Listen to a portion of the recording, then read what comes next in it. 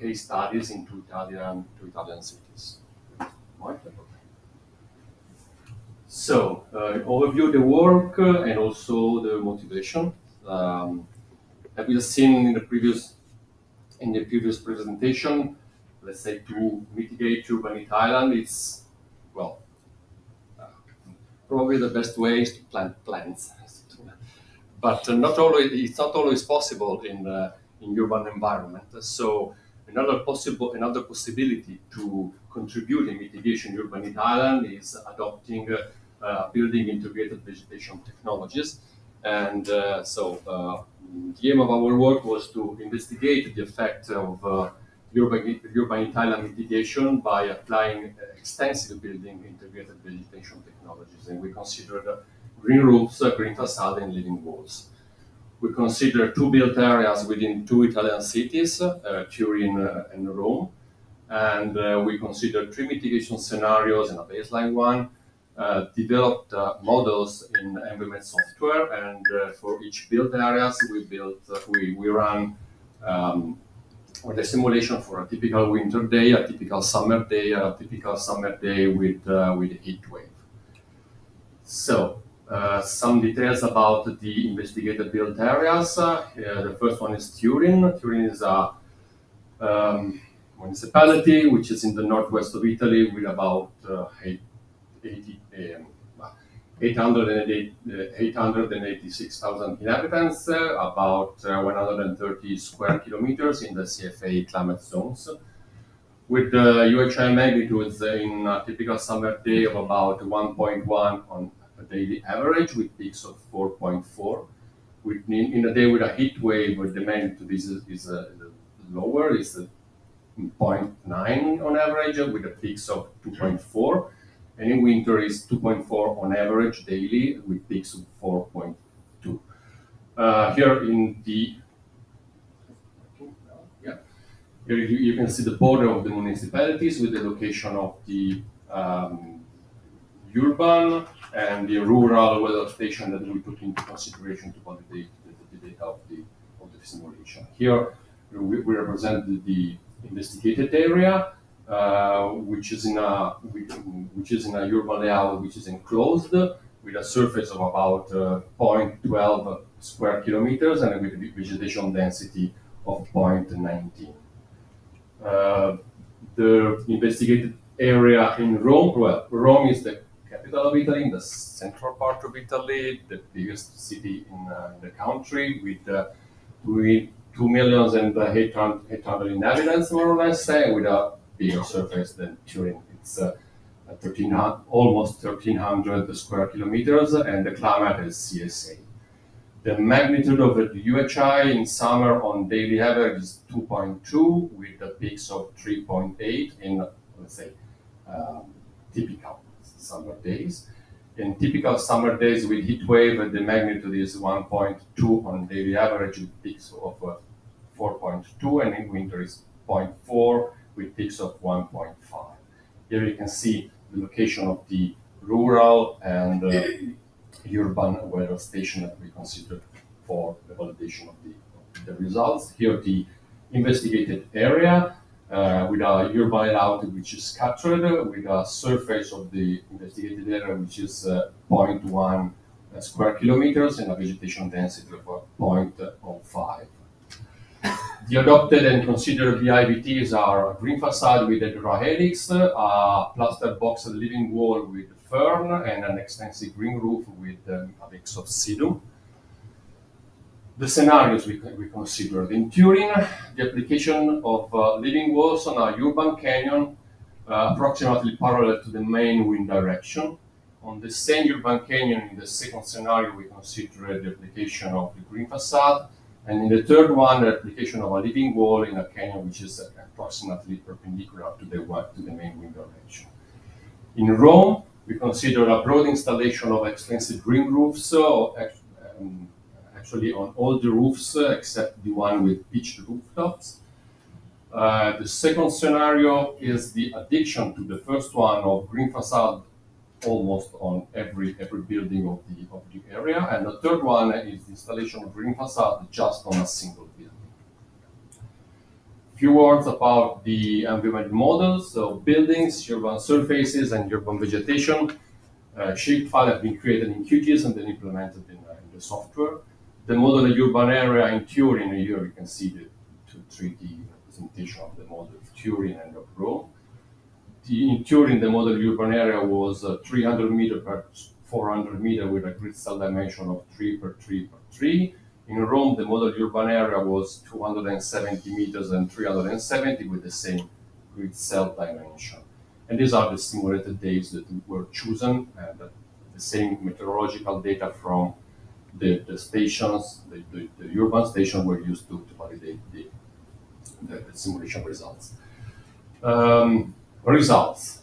So here you can see the air temperature mitigation in terms of difference between the simulated scenario and the baseline scenario. And the air temperature at 2.1 above the ground.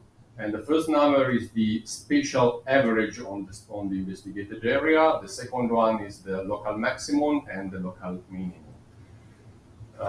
Well, we did not consider values below 0.2 to be consistent with the suggestion of the World Meteorological Association of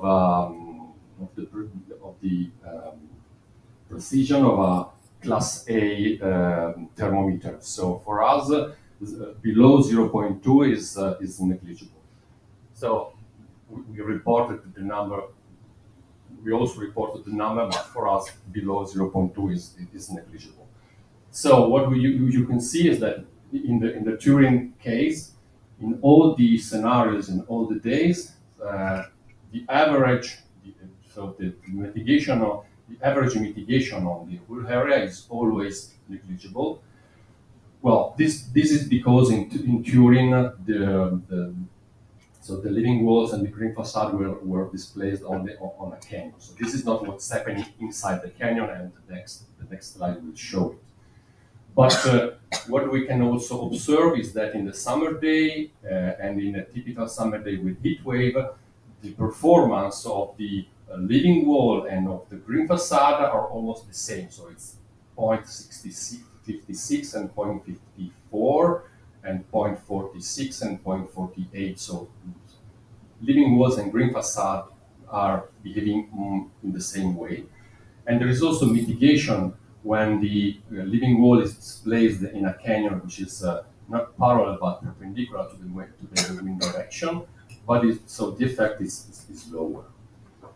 Here are some graphs where we can see that if we consider the whole area, then there is no average mitigation, but inside the canyon the mitigation is present. And both when we display the living walls in the canyon which is parallel and perpendicular, but if we observe the numbers, we see that so applying on the canyon which is parallel to the wind direction is more effective. Considering the Rome case, well, the first case is the first scenario is the application of green roofs. On buildings which were more or less 20 meters high, and you can see, and the application was broad, so almost on every building. You can see that the results on average are negligible, which means that if you deploy a green roof on a roof which is let's say high in a high-rise building, so the effect at pedestrian level is negligible. If to these green roofs you add the green facade, then the results are not negligible. So we can see that on average, adding green facade, then we have an average mitigation up to 0.30, 0.35. Okay, and then the third one, as expected, but if you apply a green facade on a single building, that the effect is completely negligible, which underlines the importance of the scale of the application of this kind of technologies. So here are some picture. Well, the color scale is not really helping, but well, here you can see that applying both green roofs and green facade, almost the whole area reaches temperature mitigation which are not negligible. Whereas applying green facade only on one building, if you look at the numbers, let's say the effect is completely negligible. So going to the conclusions, we can say that VIVT's application of a single building has an relevant effect on local temperature, as we already seen. Contrary-wise, if the application is wide, this can effectively mitigate your urban warming. The effect of green roofs and green walls on urban temperature is almost negligible in winter. We can say that we have seen that green facades are more effective than green roofs in mitigating pedestrian level air temperature when installed on high-rise buildings. We can say also that green walls are more beneficial in mitigating summer urban heat island when installed in canyons parallel to wind direction than in perpendicular ones. And depending on the mitigation scenarios for the case studies that we analyzed, decreases in urban temperature up to 0.35 degrees C can be reached in the whole selected build areas. If you want more details, we just published this work on energy and buildings in the issue of September. And I thank you for your attention, and please for the questions.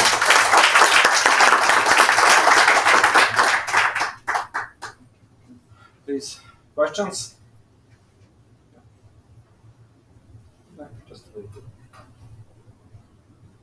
Thank you for a great presentation. I'm happy to see that not only palm model showing that in small scale the green walls are not efficient, so it's not about the palm physics. Also, ENEA methods show that because to get some effect, you must have unrealistic cover of the green walls in the urban canyon. So yeah, I just want to say that also other models, not only palm, suggest this similar, and I'm happy to see that because I think it's important to compare more models in one domain that's for future work. Okay. So, I mean, I agree, but yeah, just comment. Question. In your two plots, one of them you said was at like 1700 or 1900, and then one was at 1500 during the day. I'm just kind of curious.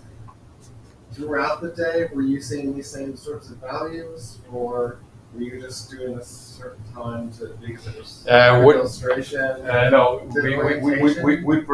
we presented the values at the hour with the highest mitigation. Okay. So there is not this is not a daily average. So this is. So how did that perform during the day, and did you see any differences for different orientations of the canyons? Well, actually, this is a future work. So we didn't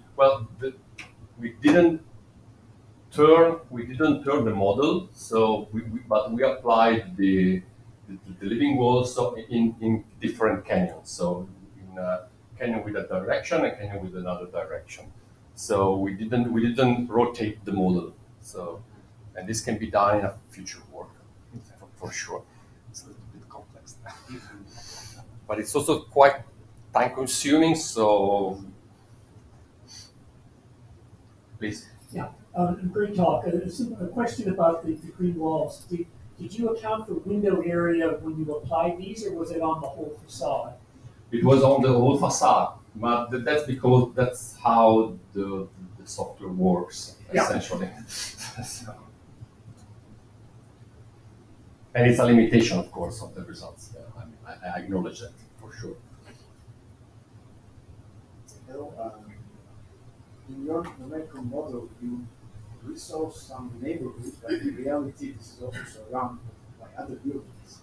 So Yes. if you simulate also including like some distance in all directions, how much of a influence these geometrical model? I would say that we limited the domain essentially for running times. Because I mean, if we wanted to simulate even the surroundings, I mean, with this with this in this situation, so one simulated day took us one real day of running time. So and we simulated 2 days because of the initial conditions. So and we took of course as a result the second simulated day. So and so. I mean, we tried with some more buildings around, and but it was really time consuming. So probably with better computers, yes, of course. And what can happen is I think it's mainly related to wind, because I'm probably for sure the presence of other buildings will influence the wind influence in a different way. I would assume, I agree with your concerns with the competition, right? I assume the wind flow will change and heating also from the other buildings will change, but it's a bit difficult because there are no guidelines for such numerical simulations. How big of the competition? Yeah, that's. I mean, we try a trade-off between results and computational time. Thank you. Thank you. I think it's good. Thank you, Fabio.